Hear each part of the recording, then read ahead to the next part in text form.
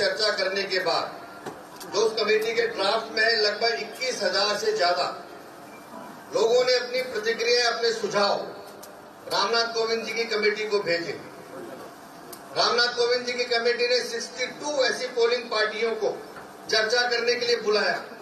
45 से ज्यादा पॉलिटिकल पार्टियों ने आकर के उस कमेटी को अपने इस चुनाव के बारे में सजेशन दिए और उसमें से 35 पोलिंग पार्टियों ने इस देश में वन नेशन वन इलेक्शन होना चाहिए, इसका समर्थन किया। इसके साथ साथ इस देश का हमारा जो जुडिशरी सिस्टम है उसमें भी बहुत सारे हमारे न्यायाधीशों ने, सुप्रीम कोर्ट के, हाई कोर्ट के, उन सब न्यायाधीशों ने भी यह एक समर्थन किया कि इस देश में वन नेशन वन इलेक्शन होना चाहिए।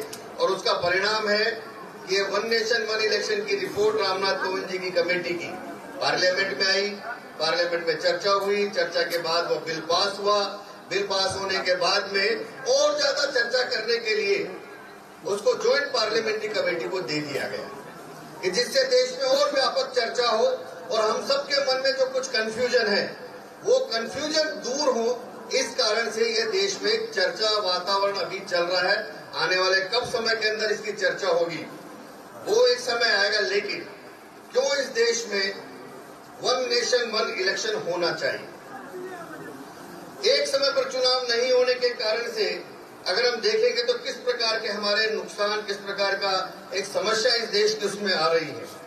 हम सब जानते हैं बार बार चुनाव होने से, अभी हम सबको मालूम है दिल्ली में चुनाव हुए, दिल्ली के चुनाव से पहले महाराष्ट्र में चुनाव हुए, महाराष्ट्र के चुनाव से पहले हरियाणा में चुनाव हुए, झारखंड में चुनाव हुए, उससे पहले लोकसभा के चुनाव हुए, लोकसभा के चुनाव से पहले राजस्थान और कई अन्य प्रांतों के चुनाव हुए।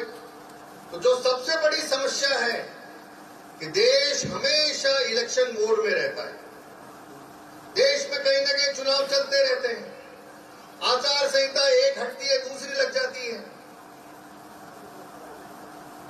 उसको ध्यान में रखकर ये बार बार कंटिन्यू चुनाव होने के कारण से जिस प्रकार से जो हम विकसित भारत का सपना देखते हैं, मुझे एग्जैक्ट तो मालूम नहीं है, लेकिन एक दिन शिवराज चौहान जी हमारे बता रहे थे कि कितने दिन एक साल के अंदर किसी एक स्टेट में 365 दिन में से शायद 120 दिन उस स्टेट के अंदर लोकसभा चुनाव और विधानसभा चुनाव के कारण से वहां मोरल कोड ऑफ कंडक्ट के कारण से वहां 100 कुछ दिन काम ही नहीं हुआ। यानी 365 दिन में 100 दिन से ज्यादा किसी प्रदेश के अंदर सारे काम, सारे विकास की योजनाएं बंद हो जाएं, वहां कोई काम नहीं होगा। तो आप सोचिए कितने पूरे देश का हमारा वर्किंग डेज, वर्किंग आवर्स, कितनी मैन पावर केवल बार बार चुनाव होने के कारण से जो हमारे विकास के काम है वो रुक जाते हैं। कई चीजों को हम जानते हैं, हम सब जब चुनाव होने वाले होते हैं तो काम शुरू होते हैं, लेकिन चुनाव आते तो काम रुक जाते हैं। सड़क खोद दी गई है तो खोद दी गई है, अब चुनाव के बाद बनेगी। सीमेंट में वो डाल दिया गया, पड़ा है, 3 महीने 4 महीने बाद कोई आएगा फिर से सीवरेज वो डालने के लिए। यानी ये सब काम धीरे धीरे चुनाव के समय से जो पेंडिंग होते हैं, इसलिए चुनाव के देश हमेशा एक तो इलेक्शन के मोड में रहता है और ऐसे होने वाले हमारे विकास के काम बहुत प्रभावित होते हैं। इसलिए भी एक समय पर चुनाव नहीं होने के कारण से समस्या होते हैं जिन पर कुछ निर्णय लेने होते हैं सरकारों को, चाहे केंद्र की सरकार हो चाहे प्रांतों की सरकारें हो। लेकिन हमेशा चुनाव के कारण से हमारे वो सारे पॉलिसी वाले डिसीजन डिले होते हैं या चुनाव को ध्यान में रख करके डिसीजन लिए जाते हैं। और उसी में से अगर हम देख रहे होंगे देश के अंदर आजकल बहुत सारी योजनाएं समय समय पर चुनाव को ध्यान में रख करके जो पब्लिक को अच्छी लगती है इस प्रकार की घोषणाएं चुनाव से पहले होना शुरू होती है। तो ये चुनाव के कारण से कई प्रकार की जो समस्या है उसमें एक समस्या ये भी है। दूसरा अगर हम देखते हैं तो चुनाव में बार बार एक चुनाव होने से कितना पैसा खर्च होता है। एक रिपोर्ट मेरे पास में है, उस रिपोर्ट को अगर देखेंगे तो पहली बार जब चुनाव हुआ था पूरे देश में उस समय केवल मात्र 11 करोड़ रुपया खर्च हुआ था पूरे देश के वन नेशन वन इलेक्शन में 52 में। अभी का ये जो चुनाव हुआ है इसमें जो एक आंकड़ा, एक रिपोर्ट आती है, इसमें 1 लाख करोड़ रुपया इस चुनाव में खर्च हुआ है। आप सोचिए यानी हमारे टोटल बजट का कितना खर्चा व्यवस्थाओं को, चुनाव की व्यवस्था को करने में होता है। यानी आपने और हमने सब जो वोट दिया है, पर व्यक्ति एक मतदाता को अपने वोट डालने जाने की व्यवस्था पर 1000 रुपया खर्च इस देश में हो रहा है। आप हमको लगता है क्या है, लेकिन 1000 रुपया पोलिंग पार्टी की व्यवस्था, ईवीएम की व्यवस्था, सिक्योरिटी की व्यवस्था, काउंटिंग की व्यवस्था से लेकर उसकी पूर्व तैयारी से लेकर लास्ट तक करने में हर मतदाता पर आज की स्थिति में लगभग 1000 रुपया हर वोटर पर खर्च हो रहा है। और एक चुनाव में ये होता है, फिर विधानसभा का आता है, फिर लोकल बॉडी का आता है, फिर उसका आता है। आप सोचिए हर बार ऐसे एक साल में कोई चुनाव आता है तो हर बार एक मतदाता पर 1000 रुपया हम एक चुनाव में खर्च होता है। तो साल में 3-4 बार एक मतदाता के लिए इतनी व्यवस्था को बनाने में खर्चा होता है। तो बार बार चुनाव होने से इस प्रकार का एक खर्चा भी देश के अंदर बहुत तेजी से चुनाव के इलेक्शन का खर्चा भी बढ़ रहा है। हम देखेंगे कितनी हमारी central force, state force, police force जिनका काम है वो पूरे के पूरे कई जगह तो ध्यान में आया कि वो एक इलेक्शन पूरा कराती है फिर दूसरे स्टेट में जाती है। यानी धीरे धीरे सेंट्रल फोर्स में भी ऐसी यूनिट्स बन गई है जिनका काम ही इलेक्शन कराना है। हमारी सारी फोर्सेस का आखिर यूज क्या है, उनका कितना समय हम इस प्रकार के चुनाव में कर रहे हैं, तो इसलिए बार बार चुनाव कराने से यह भी एक समस्या ध्यान में आ रही है। कितने प्रकार के हमारे कर्मचारी हैं जो चुनाव में ड्यूटी लगती है। आप में से भी बहुत लोगों ने कभी ड्यूटी पर गए होंगे, तो ड्यूटी करना है यानी उसकी ट्रेनिंग से लेकर 3-4 दिन जाना, चुनाव करा के वापस आना।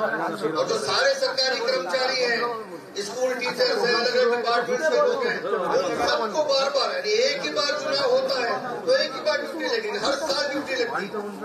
तो कितनी हमारी मैन पावर जिसको ये काम करना है वो काम के बजाय उस काम के अंदर लगी रहती है।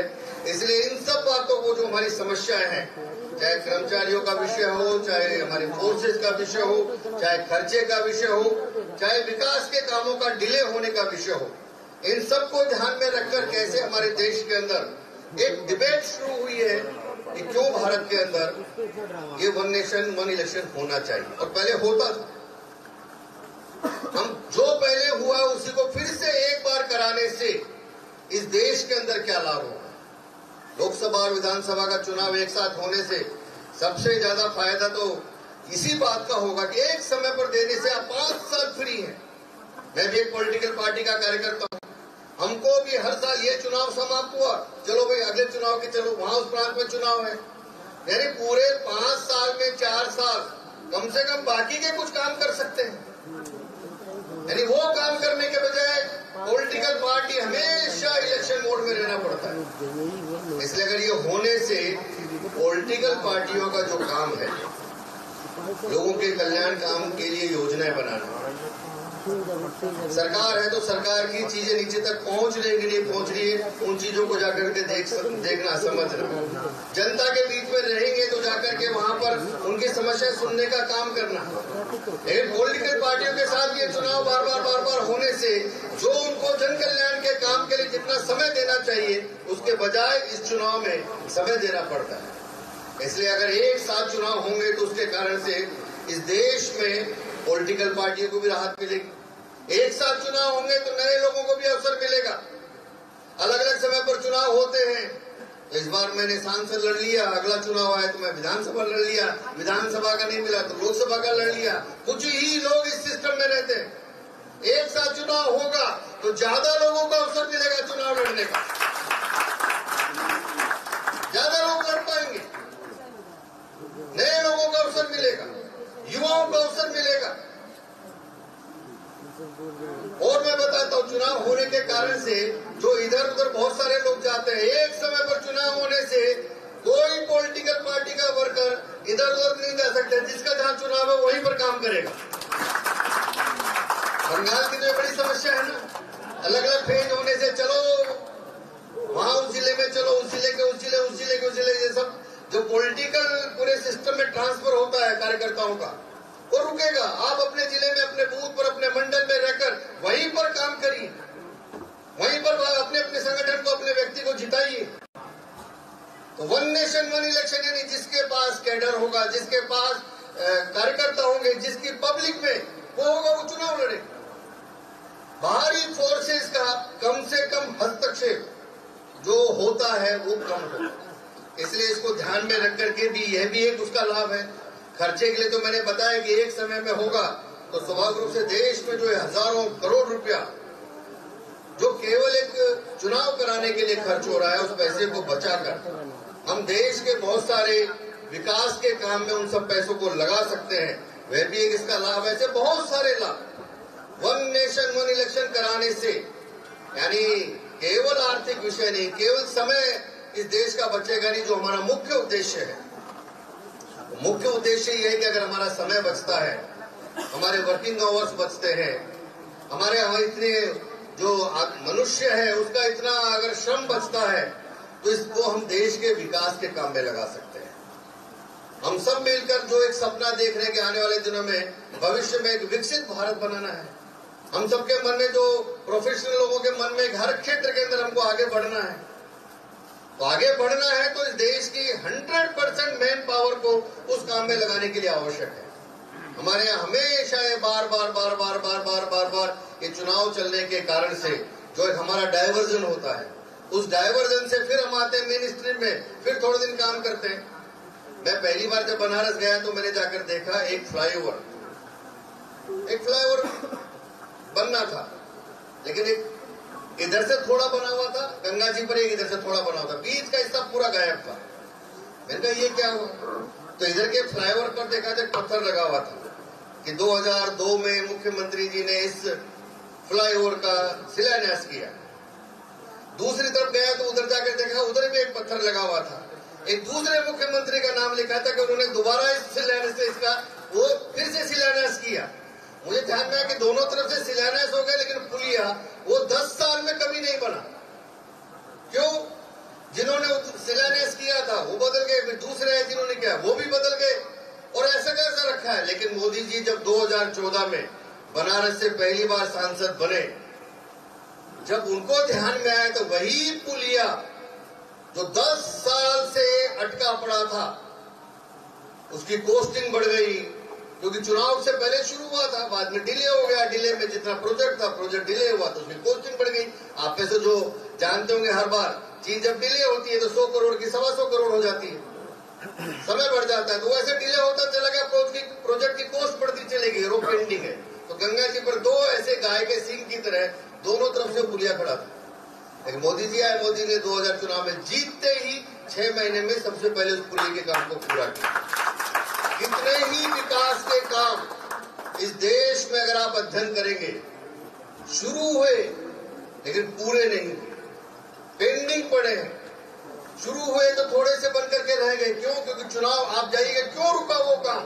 तो आपको ध्यान में आएगा कि आचार संहिता आ गई थी, उस समय रुक गया था। चुनाव आ गए थे इसलिए रुक गया था, और चुनाव आई और रुका तो अभी तक रुका हुआ है। क्यों? क्योंकि जो कॉन्ट्रैक्टर था वो अपनी लेबर को कहीं ले गया, अपने लोगों को कहीं ले गया, कहीं और दूसरे स्टेट में चला गया, वहां पहले काम पूरा कर रहा है।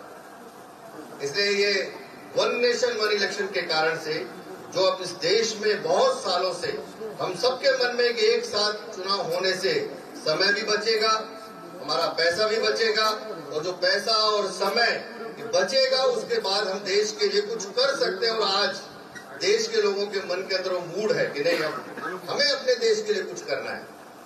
तो अपने देश के लिए कुछ करना है तो उसमें अगर यह एक हमारा केवल मात्र यह नहीं है, आप दूसरा और देखिए, मैं केवल वन नेशन वन इलेक्शन है, आने वाले दिनों के अंदर धीरे धीरे हमको और भी कई प्रकार के रिफॉर्म्स करने पड़ेंगे। अब इलेक्शन रिफॉर्म्स की चर्चा भी इस देश के अंदर बहुत होती है। मैं कई बार सोचता हूँ कि अपने देश के अंदर मैक्सिमम 60-70% लोग वोट डालने जाते हैं, 30% लोग वोट ही नहीं डालते।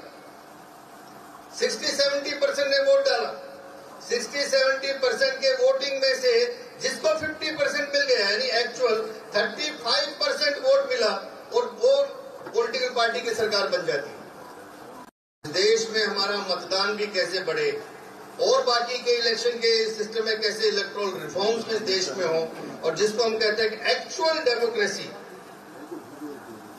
पंडित दीनदयाल उपाध्याय जी एक शब्द प्रयोग करते थे कि हम सब लोग एक लोक मत परिष्कार की बात कहते हैं। कि हमारा काम है कि समय समय पर ये लोकमत परिष्कार इस देश के अंदर चलते रहना चाहिए, क्योंकि उनका मानना था कि डेमोक्रेसी के अंदर, लोकतंत्र के अंदर जो मास्टर है यानी मालिक है, वो मालिक वोटर है। तो डेमोक्रेसी का मास्टर मालिक वोटर होने के कारण से जैसा जिस देश का मतदाता होगा वैसा ही वहां की डेमोक्रेसी होगी। हमारे लोकतंत्र को अगर हमें मजबूत रखना है, प्रखर रखना है, जीवित रखना है, तो मतदाता मत भी ही नहीं होना चाहिए। मतदाता का मतलब वोटर है ना, मतदाता यानी जो मैं अपना ओपिनियन दे रहा हूं, मत का मतलब ओपिनियन है, तो मतदाता ही मतविहीन है, यानी उसका कोई ओपिनियन नहीं है।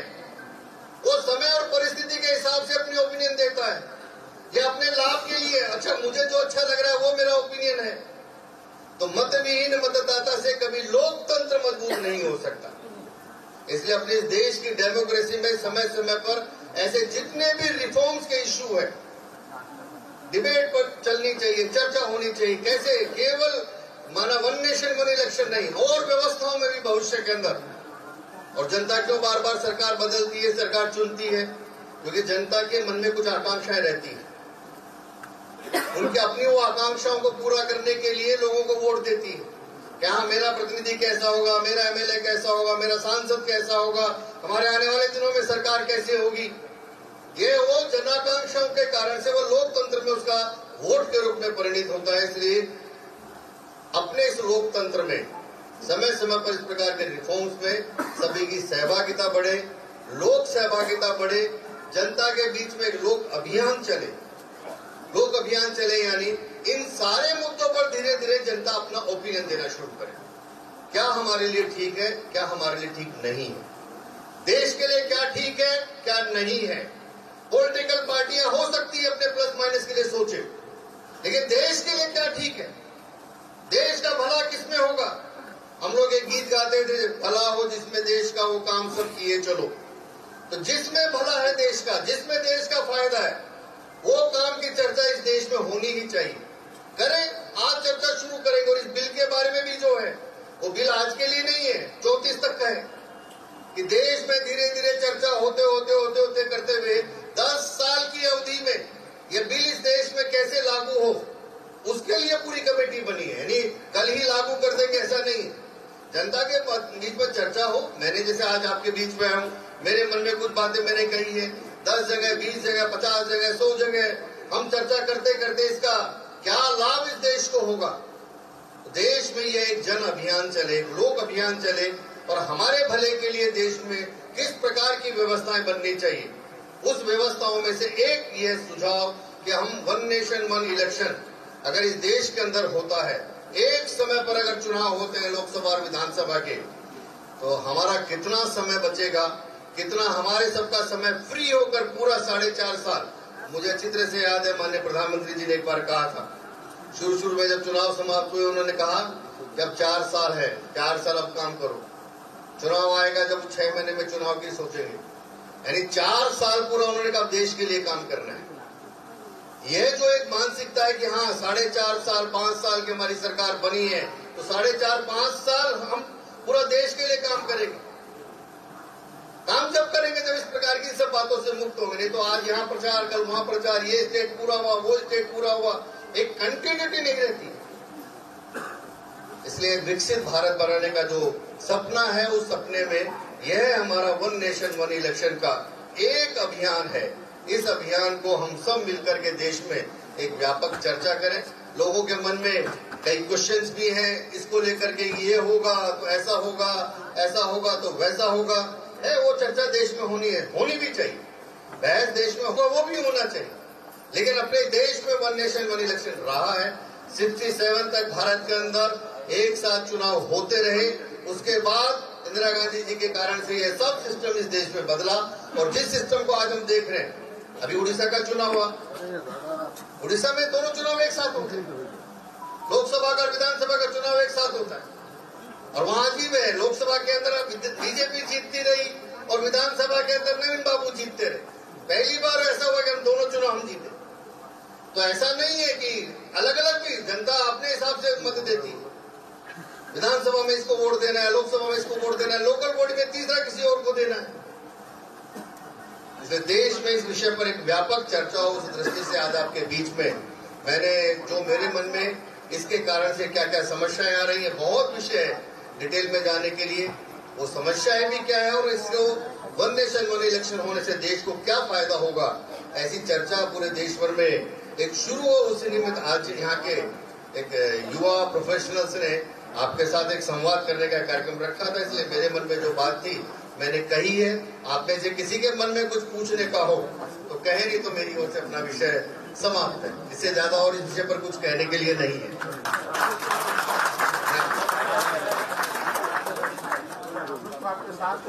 हाँ जी,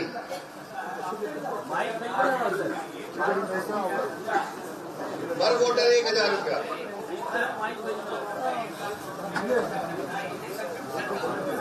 लेकिन वास्तविक में नहीं। हाँ जी, हाँ जी,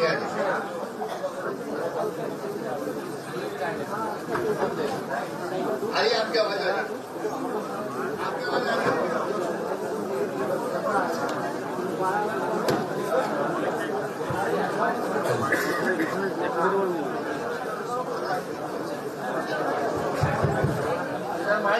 हेलो हेलो, हर राज्य हर बोर्ड जगह की बात की जाए तो इंडिविजुअल इलेक्शन में मेरे ख्याल से इससे कई गुना ज्यादा खर्चा होता है। बिल्कुल, हाँ, इलेक्शन कमीशन के खर्चे के बारे में हमें पता है कि इलेक्शन में 30,000 रुपये खर्चा होता है और 30,000 रुपये कार्यकर्ता भी इधर से उधर होते हैं। तो ये बहुत अच्छा सुझाव है। हम चाहते हैं कि सभी लोग अपने अपने पॉलिटिकल पार्टियों का, चुनाव लड़ने वालों का भी खर्चा बहुत कम होगा एक साल होने से, सभी का खर्चा कम होगा। जब विधानसभा का लोकसभा का मिलकर लड़ेगा तो एक ही हैंडबिल बांटने से संपर्क हो जाएगा, 2 हैंडबिल बांटने की जरूरत नहीं है।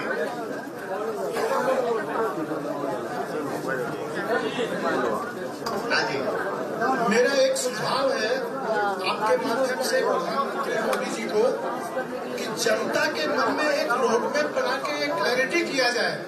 हम एक एजम्पशन लेते हैं, जन समर्थन हमारे सामने है, हम वन नेशन वन इलेक्शन लागू करके रहेंगे और ये होगा। अब जो असली चुनौती जो जनता के मन में भ्रम है कि विभिन्न राज्यों की विभिन्न परिस्थितियां हैं, तो हम किस तरह से रोडमैप पे उसको कानून से समायोजित करें ताकि जनता को पता चले कि इस टारगेट डेट को मेरा one nation one election complete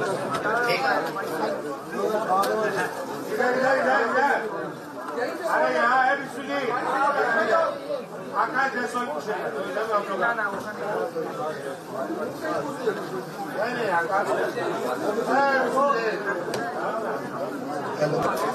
sir, मेरा एक सवाल है, वन नेशन जो लोकसभा विधानसभा के साथ करने की बात हो रही है, क्या उसमें म्युनिसिपल कॉर्पोरेशन को ऐड किया जाएगा? अगर किया जाता है तो बंगाल के लिए बहुत बेहतर होगा। अभी के प्रपोजल में ऐसा नहीं है।